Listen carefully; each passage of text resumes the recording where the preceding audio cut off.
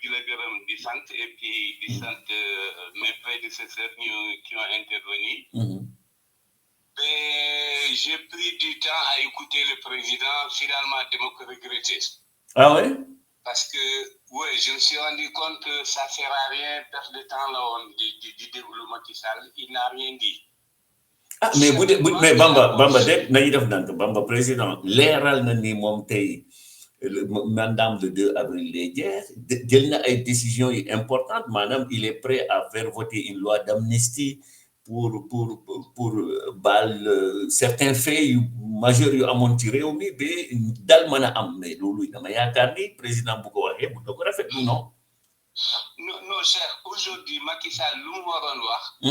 ban date lay organiser élection loolu rek la mën a am comme pouvoir sinon tout le reste yabaate sénégalais la ce qui est sûr il a confirmé ce que Atepa et Alioune nous ont dit il y a quelques jours. Ils ont fait leur dialogue, ils ont arrêté, ils ont programmé une loi d'amnistie pour s'auto-amnistier ñoom ci seen bopp et après voilà mettre les Sénégalais devant un fait accompli. C'est tout, hein? Sinon il n'a rien de nouveau. Macky Sall n'a pas de loi à voter aujourd'hui, moins de 60 jours des élections. Tout ce que le peuple lui demande, c'est d'organiser des élections avant le 2 avril.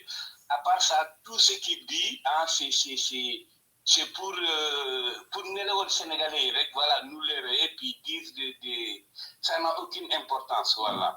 Mais yaakaarloo aussi le fait que mu génn nii comme ça rassurer nit ñi dans ces conditions élection bu amee mun nañ ko organiser dans les meilleures conditions qui soient, non?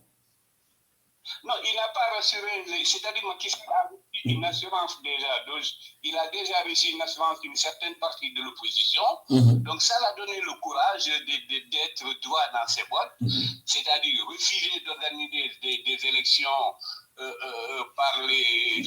un cadre ça a été défini par notre constitution. Donc, il a une assurance de certains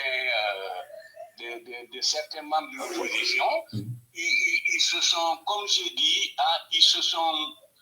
ils ont programmé une porte de sortie pour nous.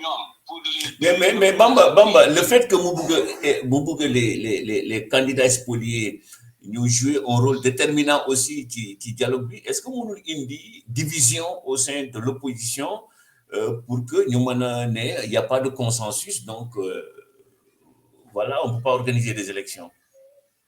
Mais oui, c'est ce qu'on dit parce que Macky Sall a toujours essayé de diviser l'opposition. Ça date pas d'aujourd'hui. Donc, depuis le premier dialogue, gars, il y avait rien, il n'y avait pas l'arme sur la tempe, il n'y avait rien du tout. Mais ce qu'on fait là, c'est une comédie. C'est vraiment de la comédie.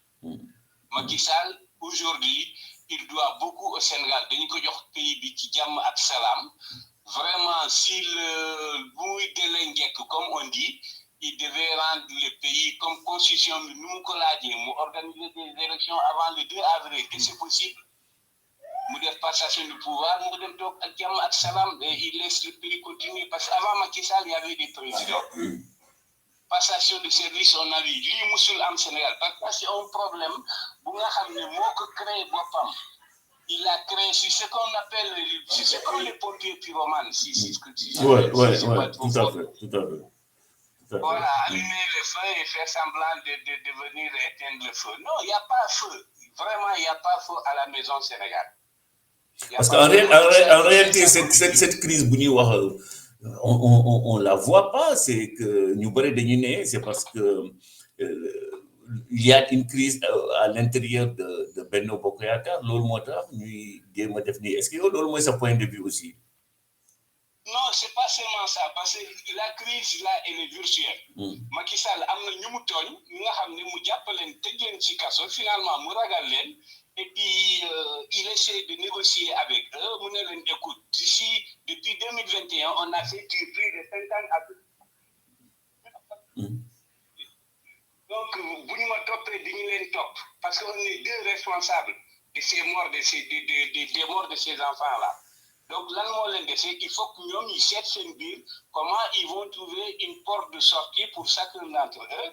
Et puis, voilà, l'heure Sénégalais, sénégalais yi ñu dem seen yoon et puis loolu ça ne peut pas passer ça ces crimes-là ne resteront jamais impunis parce que déjà amnistie bi loolu c'est bien préparé Macky Sall ne l'a pas dit hasardeusement on verra les députés qui vont voter ces lois-là on verra cette loi d'amnistie jërëjëf